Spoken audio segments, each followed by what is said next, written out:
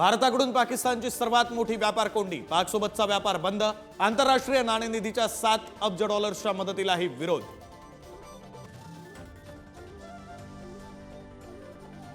पहलगाम हल्ल्यानंतर गृहमंत्री शहांचा राजीनामा न मागणाऱ्या विरोधकांची कीव येते. संजय राऊतांकडून इंडिया आघाडीच्या नेत्यांचा समाचार. सरकारच्या चुकांवर आवाज उठवण्याऐवजी पाठिंबा कसला देता, राऊतांचा सवाल. नाशिकमधील सिंहस्थ कुंभमेळ्याच्या कामावरून छगन भुजबळांचा सरकारला घरचा आहे. मंत्री आणि अधिकाऱ्यांचं फक्त टेंडरवर लक्ष, भुजबळांचा रोख महाजन आणि भुसेनकडे. राजकीय वर्तुळात चर्चा.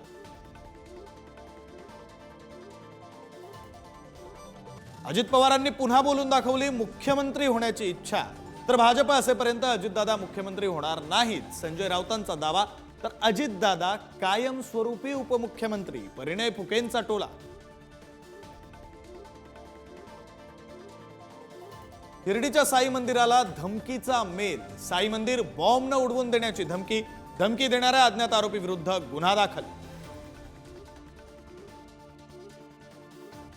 नागपुरात ऊन आणि पावसाचा खेळ. शांतीनगर आणि पारडी परिसरामध्ये अवकाळी पावसाचा धुमाकूळ. पूर्व विदर्भामध्ये आज आणि उद्या वादळी वाऱ्यासह गारपिटीचा अंदाज. अमरावती जिल्ह्यामध्ये वर्षभरात 2 लाख शेतकरी कर्जासाठी सावकाराच्या दारी. मार्च अखेर 635 सावकारांकडून 255 कोटींचं कर्ज वाटप. हजारो अवैध सावकारांनी मनमानी व्याजानं वाटलं कर्ज. पुणे पालिकेचा दक्षिण पुण्यामध्ये आठवड्यातून 1 दिवस पाणी कपातीचा निर्णय. कात्रज परिसरामध्ये आठवड्यातून 1 दिवस पाणी कपात. तर पाणी कपातीचं वेळापत्रक जाहीर.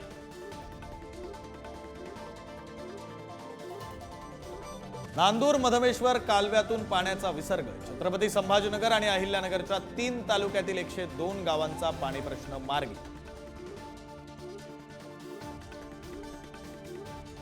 गोव्यातील प्रसिद्ध लैराई देवीच्या यात्रेमध्ये चेंगराचेंगरी. 6 भाविकांचा मृत्यू तर अनेक भाविक जखमी. मुख्यमंत्री प्रमोद सावंतांकडून पीडित कुटुंबियांचं सांत्वन.